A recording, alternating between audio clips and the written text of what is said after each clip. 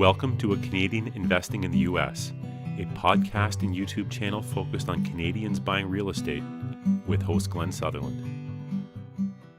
Welcome to another episode of A Canadian Investing in the U.S. This week, my guest for the second time is Cam Rowland. Cam, give us a little intro to yourself again. Hey, thanks, Glenn. Great to be back. Yeah, I'm in Winnipeg. I've been real estate investing since 2006, full-time since 2010, quit my day job, essentially doing no money down deals with rent-own lease options. And here we are today, 2019, and I'm happy to be chatting with you again today. Awesome. So you've been doing some online posting about doing flips to, I guess it's a flip to a lease option? Is that the... Yep, flips to lease option, flips to a rent-own. Yeah, it's strategy that I've been doing for a bit, but I find it particularly interesting now with some of the changing markets in different places across the country. But, you know, houses are taking a little bit longer to sell, in flips. Seen, here recently, a flip that did a wonderful job, but took them 6 months to sell. I mean, that killed their profits, right? Right there. So this idea of turning a flip into a rent-own does a whole bunch of stuff to improve your cash flow. Yep. It also gives you another exit strategy. I keep dabbling into the multifamily, into the small multifamily, but the one of the perks to doing single family is the multiple exit strategy. Exactly. Yeah. The more exit strategies you've got on any particular property, the more opportunity to get higher return on investment, for sure.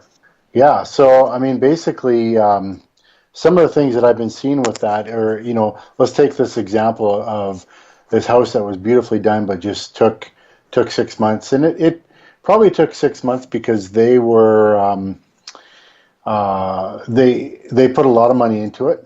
It took them longer to do.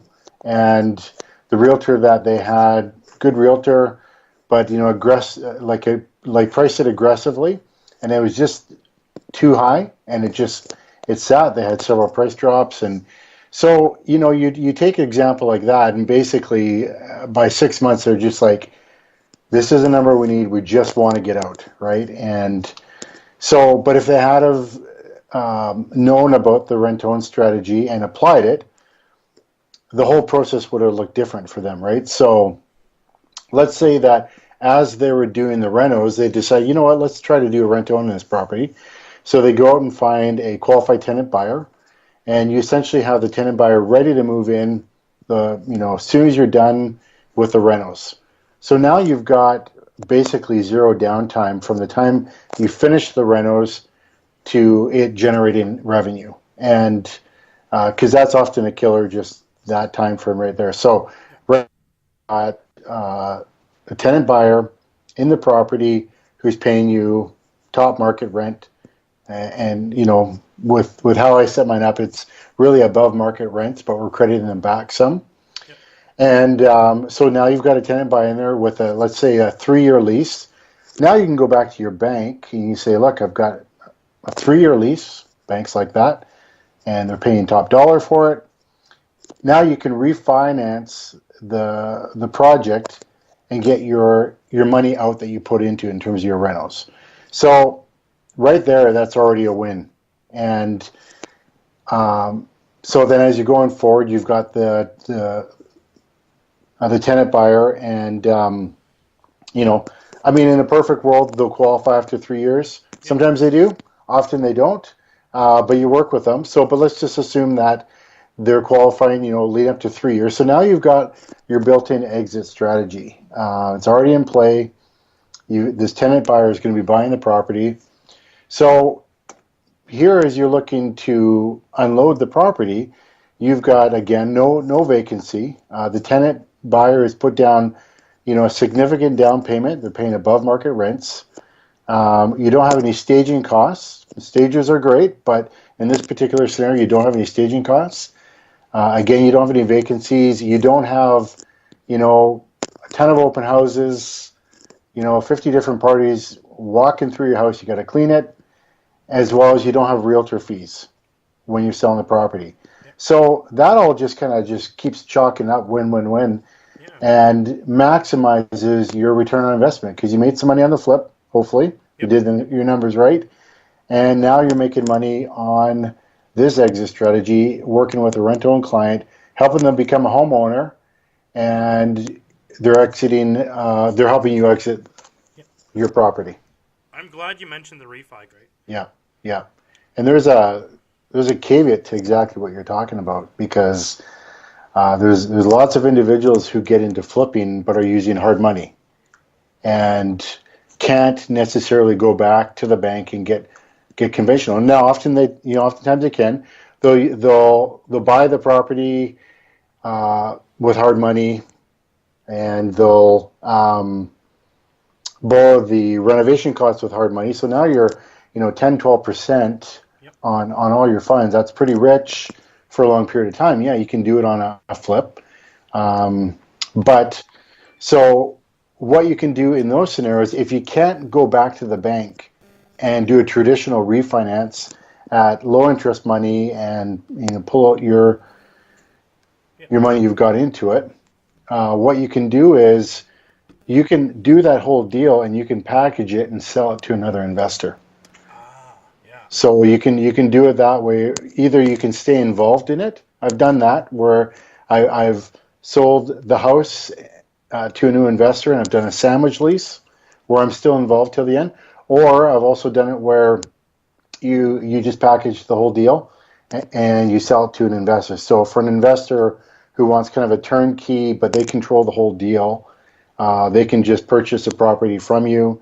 So now you've made your profit, but you've created another new product. Besides a flip, you've created another product that's got 3 years of revenue, and you can sell that to an investor who wants that sort of deal. So that's another way to do it. Amazing. Off the start, you were mentioning qualified buyer. Mm-hmm. What do you look like for when you're looking for a qualified buyer? So basically what we're doing is we're essentially using the same criteria that the bank is looking for, right? First of all, you've got to have enough income. Because I've seen people who try to do the rent-own model and they'll almost throw anybody in there. But if they don't have enough income, the bank's not going to qualify them anyways, right? Yep. So we're looking for in total income.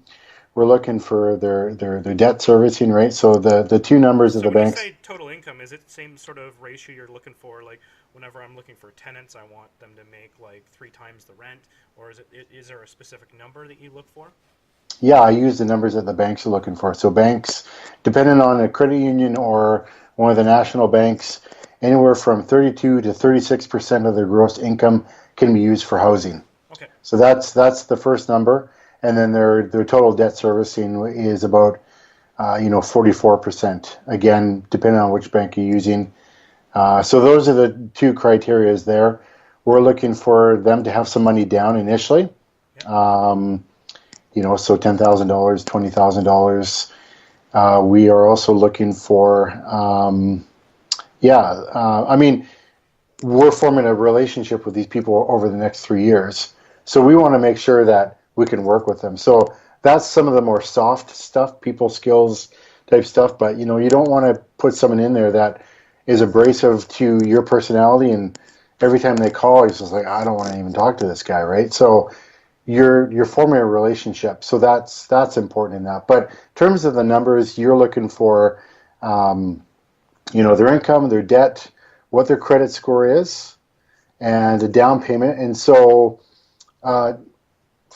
like the clients I normally work with, either don't have enough of down payment, or their credit is in trouble, or just not good. And so that can be anything from someone who's just been really bad with credit, which can be troublesome 3 years down the road. But I've also worked with, a couple clients recently, working with a couple that had major sickness and lost one of their jobs. They went through bankruptcy. I had another family that she lost her husband. couldn't keep up the payments. She lost her house to foreclosure. So both of these show up on their credit reports, and the bank won't lend to them. But they're both making over 100 grand, and the average house price here in Winnipeg's 350. Yep. So they can afford it, but their credit's not good. So we're essentially helping them get those bad things to drop off their credit report, give them a checklist of things they need to do to repair their credit, and then time needs to play. So that, as well as I'm working with a young guy now. He's in his late 20s. He's had a job, but he recently started his own business, and he's got great credit, north of 700.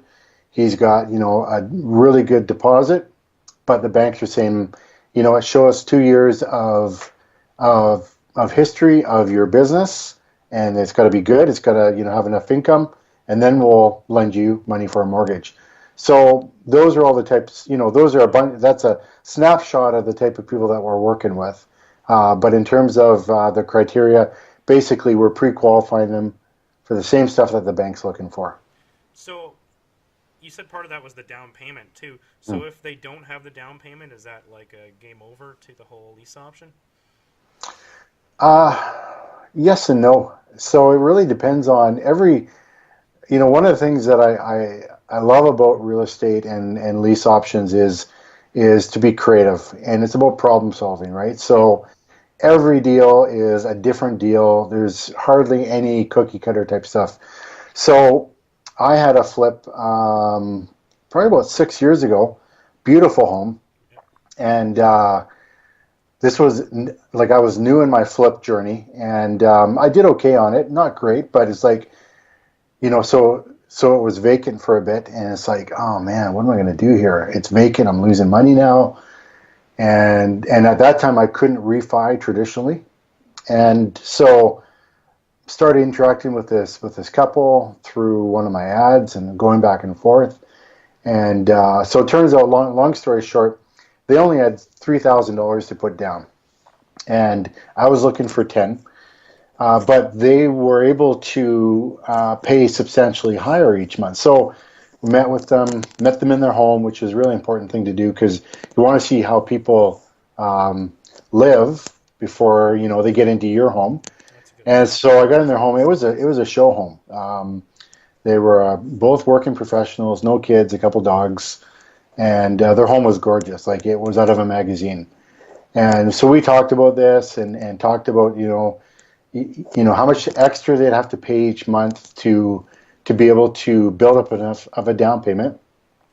So I took a chance on them, and with only $3,000 down, I was looking for 10. Long story short, 3 years later, they qualified. They generated through the monthly payments. I think they built up $21,000 with me. Yep. They started with 3, so they built up $20,000. Divided by 36 months, and that was on top of the rent.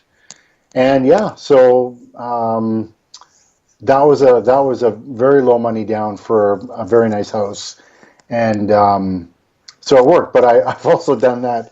I've taken risks on other people, and they bombed pretty bad. But that's how you learn. And so I've been doing this, not forever, but doing it long enough that I see trends in clients in terms of just a bunch of stuff. When I'm asking them my series of pre-qualifying questions, I'm hearing stuff and I'm seeing stuff that I've seen that before, and that's a good trend, or that's not a good trend. And so it is what it is, and we learn by our mistakes. And if people wanted to get in contact with you, how would they do so? Yeah, for sure. Thank you. So they can reach me at my website, creativeinvestor.ca, and also Facebook, Creative Invest, and Cam Rowland is my Facebook, and I interact quite a bit on Facebook. Probably the best way to get a hold of me that way. I do have email and contact phone on my creativeinvestor.ca website, and would love to chat with people, helping them on their journey. Perfect. Thanks very much, Cam. Yeah, thanks for having me again, Glenn. I hope this was useful to somebody. I think it will be. Thanks.